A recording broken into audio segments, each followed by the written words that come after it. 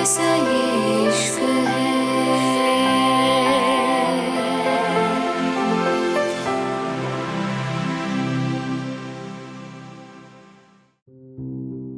अहाना और बाकी सब लोग आखिरकार उस जगह पहुंच चुके थे जिसे देखकर किसी का भी दिल धड़कना भूल जाए।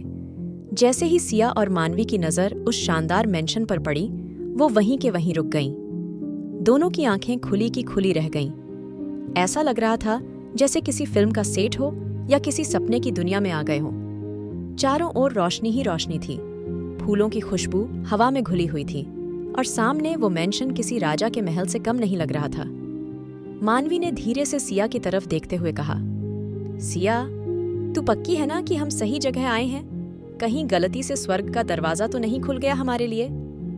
सिया कुछ बोल नहीं पाई, बस हल्की सी मुस्कान आई उसके चेहरे पर, लेकिन आंखें अब भी उस घर पर ही टिकी थीं। इतनी खूबसूरती, इतना बड़ा घर, इतना सुकून देने वाला माहौल, किसी भी लड़की का दिल खुश हो जाए।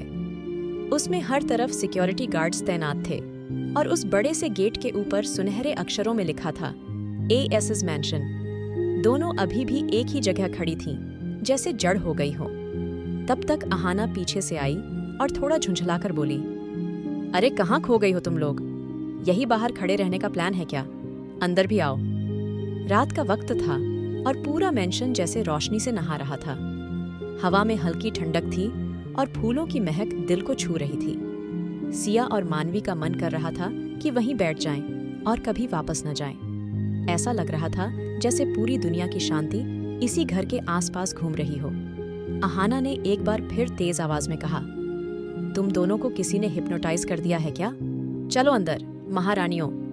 अहाना की बात पर दोनों थोड़ी शर्मिंदा हुईं और मुस्कुराते हुए आगे बढ़ीं। जैसे जैसे वो अंदर जा रही थीं, उनके चेहरे की हैरानी और बढ़ती जा रही थी।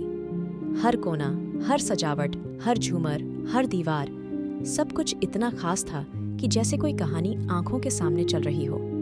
वो सोच रही थी कि अर्जुन सिंह ने वाकई में क्या जिंदगी जी है जो ऐसा घर खड़ा कर दिया। धीरे धीरे कदमों के साथ वो उस माहौल में घुलती जा रही थी। घर के अंदर रमा जी बैठी थीं, सभी का इंतजार करते हुए।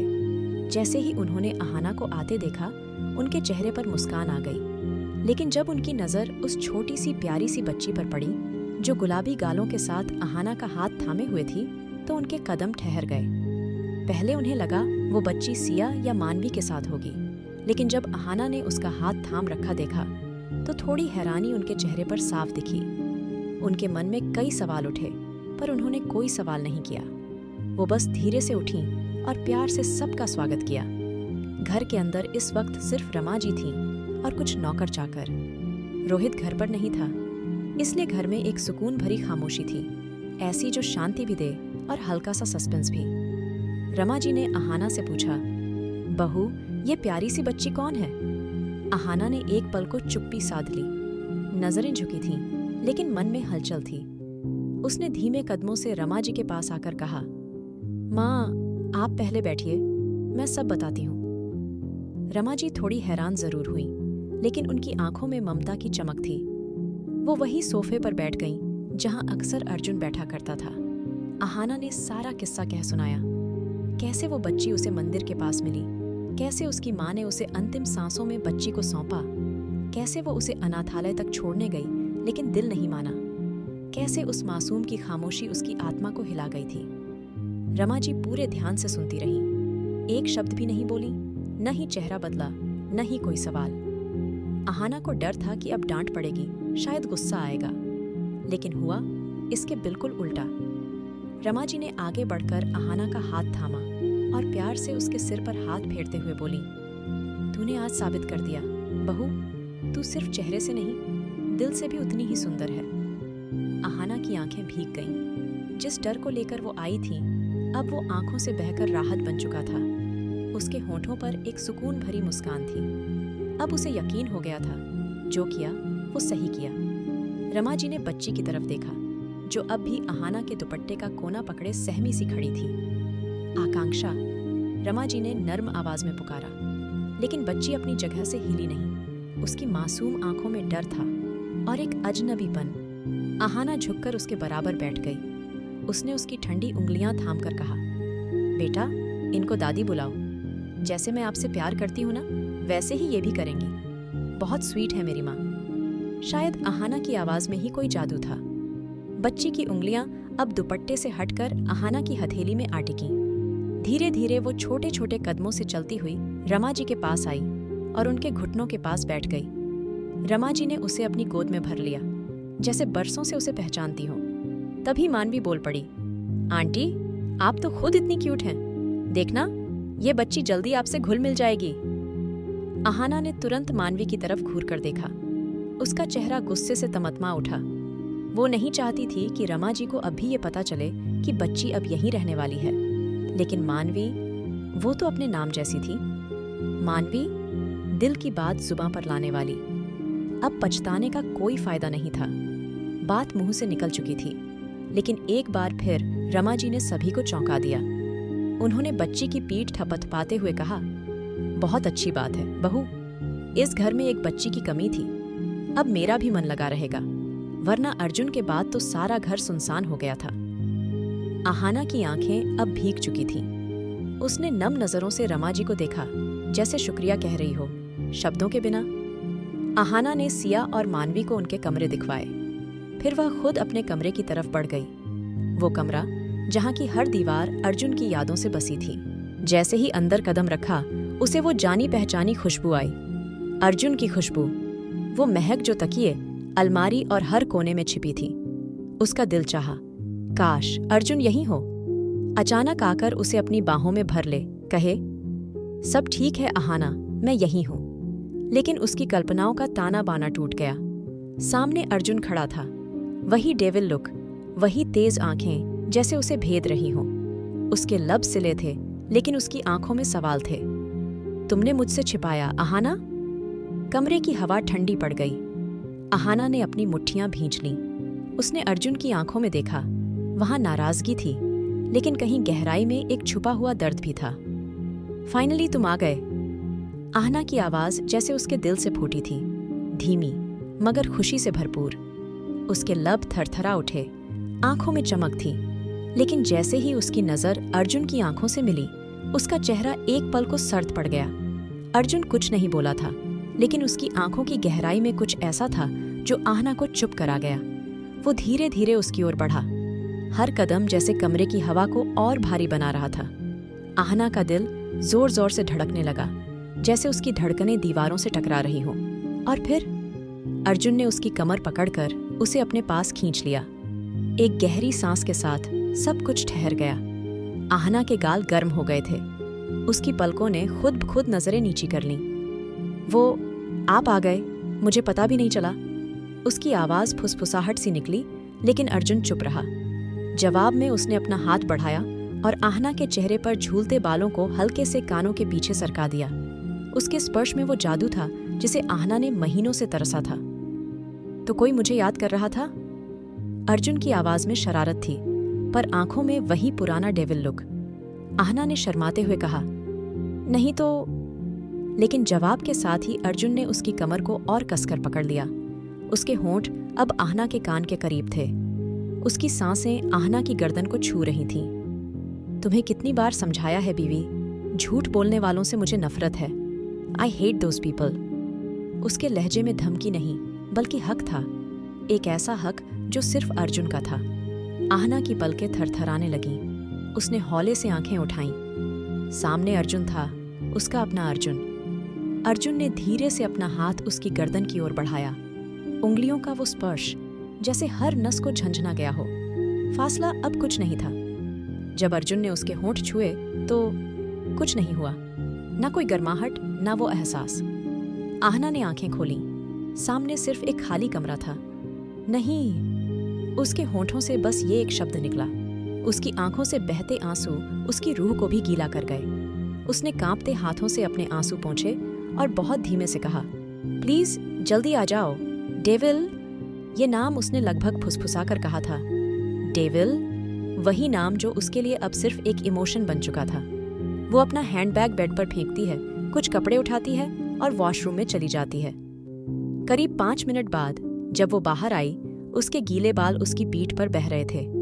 चप्पल की हर आहट कमरे में एक सूनापन भर रही थी। अभी वो नीचे जाने ही वाली थी कि फोन बजा। स्क्रीन पर वही नाम चमक रहा था, अर्जुन कॉलिंग। उसका दिल एक बार फिर जोर से धड़का। उसने बिना किसी देरी के कॉल रिसीव किया और दूसरी तरफ से वही जानी पहचानी कोल्ड वॉइस आई। कैसी हो बीवी? उस एक आवाज ने जैसे आहना के अंदर तूफान ला दिया। उसके होठों पर मुस्कान और आंखों में नमी एक साथ आ गई। फोन उठाते ही जब वो जानी पहचानी आवाज उसके कानों से टकराई। कैसी हो बीवी? तो जैसे किसी ने आहना की धड़कनों को रफ्तार दे दी हो।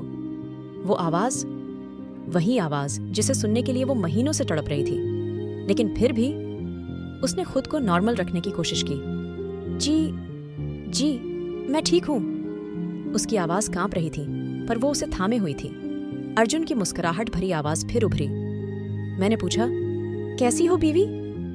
इस बार वो जानबूझकर उसे छेड़ रहा था। आहना ने अपनी सांस रोकी और कहा, मैं ठीक हूं अर्जुन। अर्जुन? उसके मुंह से ये नाम पहली बार इतनी सहजता से निकला था और खुद अर्जुन भी उस लहजे को महसूस कर चुका था।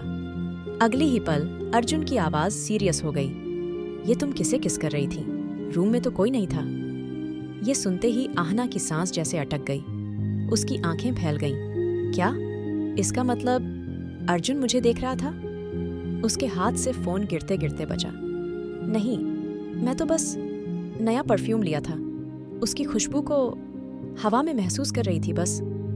आवाज में घबराहट थी, लेकिन कोशिश थी उसे छुपाने की। अर्जुन के लब्बों पर एक शैतानी मुस्कुराहट फैल गई थी। वाह बीवी, इतनी मासूमियत से झूठ बोलना भी कोई तुमसे सीखे। पर वो ज्यादा कुछ नहीं बोला, सीधे मुद्दे पर आ गया। वो बच्ची कौन है जिसे तुम घर लाई हो? अब आहना सचमुच घबरा गई थी। उसने सोचा नहीं था कि अर्जुन को इतनी जल्दी पता चल जाएगा। मैं बताने ही वाली थी, लेकिन टाइम नहीं मिला। उसकी आवाज धीमी हो गई।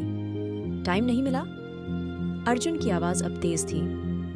तुम्हारे साथ वो बच्ची सुबह से है और तुम कहती हो टाइम नहीं मिला? बीवी, मैंने कहा था मुझे हर चीज की खबर होनी चाहिए। ये इतनी बड़ी बेवकूफी तुमने मुझसे पूछे बिना कैसे कर ली?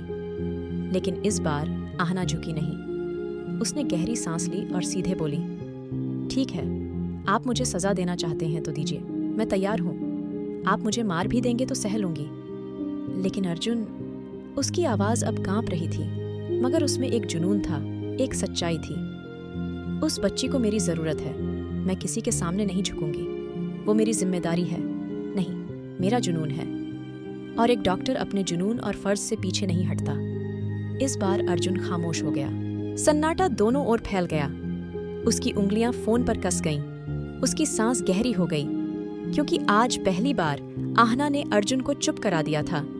और अर्जुन जानता था कि वो बात उसने सिर्फ उसे छेड़ने के लिए कही थी, मगर आहना की सच्चाई और उस बच्ची के लिए उसकी लड़ाई ने उसके दिल में एक हलचल सी पैदा कर दी थी।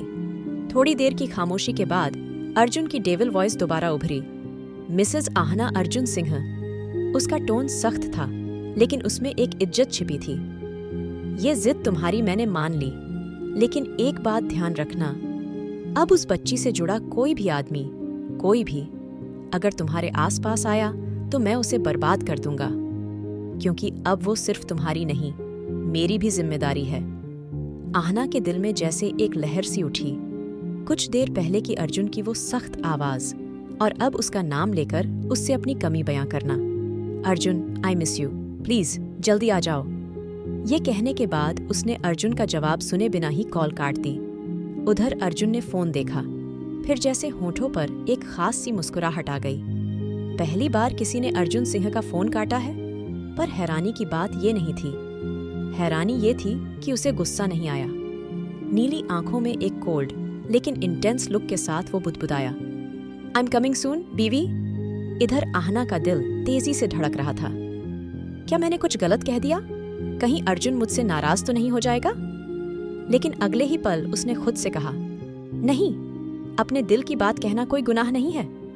और वो इन उलझनों को झटकते हुए खुद को नॉर्मल करने लगी। फोन फिर बजा। आशा थी कि अर्जुन का होगा, पर नाम देखा, सिया दिल एकदम बुझ सा गया।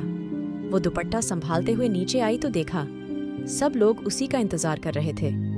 आकांक्षा चुपचाप बैठी थी, उसकी थाली सामने रखी थी।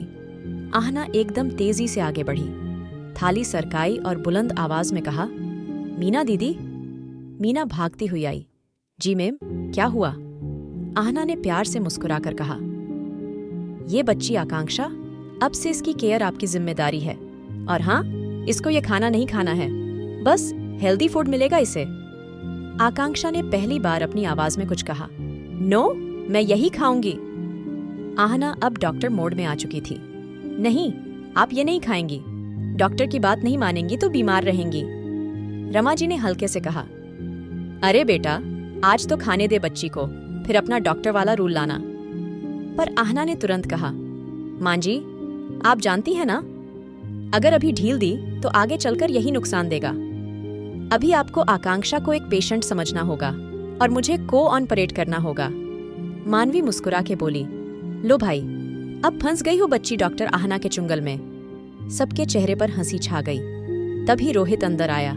भाभी, मैं तो हमेशा आपके साथ हूँ। ये बंदरिया तो कुछ भी बकती रहती है। इसे किसने बना दिया डॉक्टर? मानवी ने नाराज होकर बोला, तुम बंदर हो, बहुत बड़े बंदर। फिर जैसे उसे एहसास हुआ कि ये किसी और का घर है, वो शर्म से चुप हो गई और नजरें नीचे कर ली। लेकिन हंसी का माहौल इतना प्यारा था कि रमा जी तक हंसते हंसते लौटपोट हो गईं। आहना ने प्यार से कहा, आओ रोहित, पहले खाना खा लो, बाद में बदल लेना कपड़े। रोहित ने मुस्कुराकर कहा, भाभी, आप हर बार कैसे समझ जाती हो? रमा जी ने प्यार से सिर हिलाया, क्योंकि वो सब जानती है। मेरी बहू की काबिलियत पर मुझे कोई शक नहीं। रोहित अपनी सीट पर बैठ गया और मानवी को घूरने लगा। मानवी ने प्लेट में चम्मच ऐसे चला दी जैसे उसमें रोहित हो और वो उसे मसल रही हो। उधर सिया चुपचाप खाना खा रही थी, लेकिन तभी जैसे किसी ने उसे छू लिया हो, अगले ही पल उसे जोर से खांसी आने लगी। उसने पानी की तरफ हाथ बढ़ाया, लेकिन उस पल उसकी आंखों में डर सा आ गया था। आखिर किसने छुआ है सिया को? क्या करेगा अब अर्जुन? जानने के लिए सुनिए king of mafia love saga. और अगर आपको एपिसोड पसंद आया तो लाइक, शेयर और सब्सक्राइब करना न भूलें।